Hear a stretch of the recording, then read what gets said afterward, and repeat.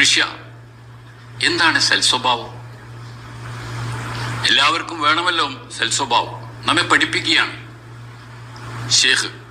ഹുസ്നുൽ ഖുൽഖ്, സൽസ്വഭാവം എന്ന് പറഞ്ഞാൽ അല്ലാ യുഅസ്സിറ ഫീക ജഫാഉൽ ഖൽഖ് ബഅദ മഅരിഫതിക ലിൽ ഹഖ്.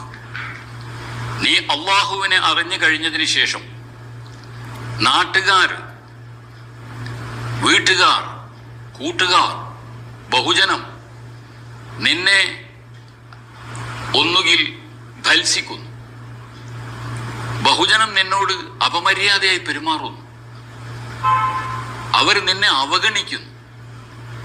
എന്ത് പ്രതികൂലമായ സമീപനം ജനങ്ങളിൽ നിന്നുണ്ടായാലും അതൊന്നും തന്നെ നീ അവരോട് അങ്ങോട്ട് ഉപകാരം ചെയ്യുന്നതിൽ നിനക്ക് യാതൊരു വിധത്തിലുള്ള പ്രതിഫലനവും ഉണ്ടാക്കാതിരിക്കലാണ്. അതാണ് സൽസ്വഭാവം എന്ന് പറയുന്നത്.